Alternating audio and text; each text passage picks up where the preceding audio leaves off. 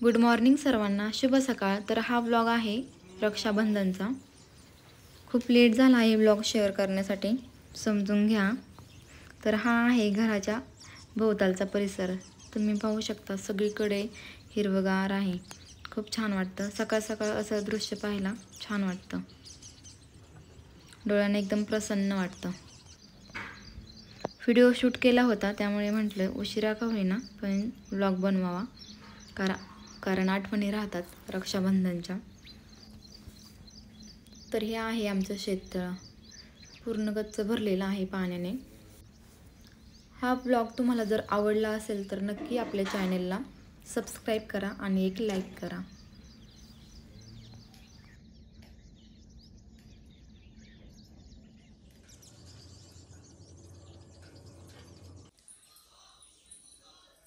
Hi hello नमस्कार, मी शीतल तुम्हा सर्वांचं आपल्या चॅनेलवर स्वागत करते। तर आज आहे रक्षाबंधन। सर्वात आधी रक्षाबंधनच्या तुम्हाला खूप खूप शुभेच्छा। तर आज सकाळपासून व्हिडिओला सुरुवात करायचं म्हणजे लक्षातच नव्हतं कामावरच्या गडबडीमध्ये। तर स्वयंपाक माझा झालेला आहे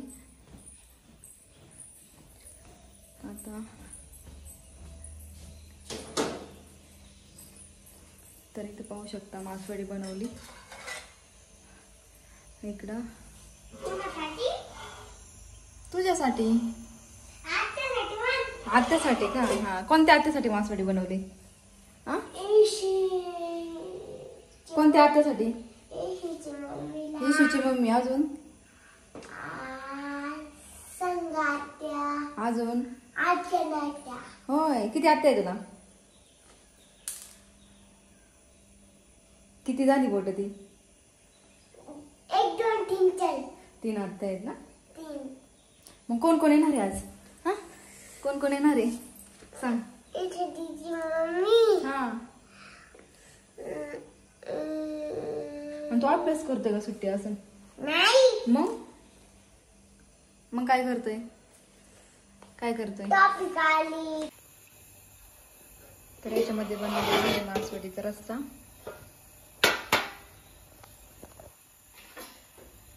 खूप छान टेम्पटिंग दिसते।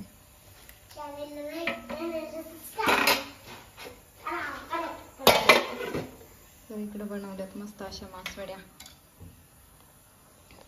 आणि आता ही भांडी वगैरे आवरायचे, मग आवरले सगळं काम झालंय।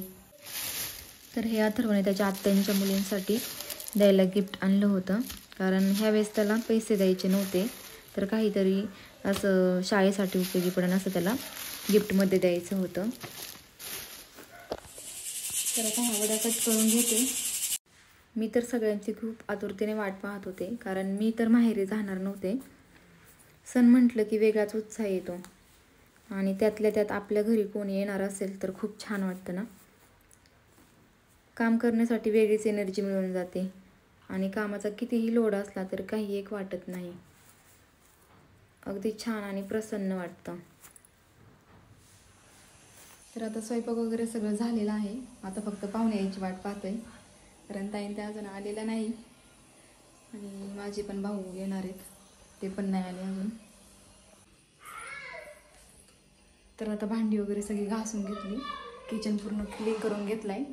आता माझे कपडे धुवायचे बाकी, अजून कपड्यांना आज खूप उशीर झालाय, तर ते आवरून घेते, तोपर्यंत ताईन त्या येतीलच। तर या इथे माझ्या भाऊरायांचं आगमन झालेलं होतं। छोटीशी क्लिप घेतली, आधी त्यांचं औक्षण करून राखी बांधून घेतली, मग निवांत जेवण वगैरे केलं, कारण त्यांनाही परत रिटर्न जायचं होतं, कारण घरी मोठ्या बहिणी वगैरे आलेल्या होत्या त्यामुळे। तर माझ्यासाठी त्यांनी खूप छान अशी साडी गिफ्ट आणली होती। तर या इथे धनुदीदी आरवचं औक्षण करत आहे। धनुदीदीने आरवचं औक्षण करून राखी बांधून घेतली। सगळ्यात जास्त आरवला धनुदीदीने बांधलेली राखी खूप आवडली होती, कारण लहान मुलांना कसं लाईटिंग वगैरे असलेली राखी खूप आवडते। तर गणपती बाप्पांची राखी आणली होती धनुदीदीने आरवसाठी। त्यानंतर येशूदीदीने आरवचं औक्षण करून घेतलं, त्यानंतर त्रिशा दीदीने, असं करून सगळ्या मुलांचं औक्षण करून घेतलं मुलींनी। गप्पांच्या नादात लक्षातच आलं नाही की व्हिडिओ बनवायला पाहिजे, म्हणून एवढं शूट केलं होतं, ते पण नंतर लक्षात आलं। यांचं औक्षण करताना शूटच केलं नव्हतं, म्हणून एक फोटो लावला। खरंच मुलींशिवाय कोणत्याच घराला शोभा नाही. सासरहून सणासाठी मुली माहेरी आली की घराचं अगदी गोकुळ होऊन जातं. वेगळंच वातावरण तयार होतं आणि वेळ कसा जातो ते समजतच नाही. खूप छान वाटलं. हा या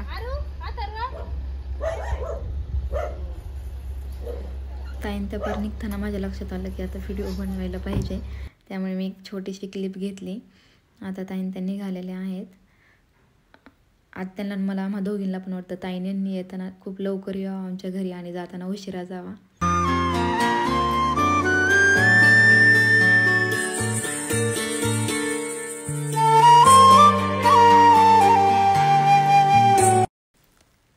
तर ही गँग आली होती रक्षाबंधन झाल्यानंतर 15 दिवसांनी. पण खूप छान वाटलं. तसेही रक्षाबंधन 15 दिवस असतेच. तर कसा वाटला आजचा व्हिडिओ नक्की सांगा. व्हिडिओ आवडला असेल तर चॅनलला सबस्क्राईब करा आणि व्हिडिओ शेवटपर्यंत पाहिल्याबद्दल धन्यवाद.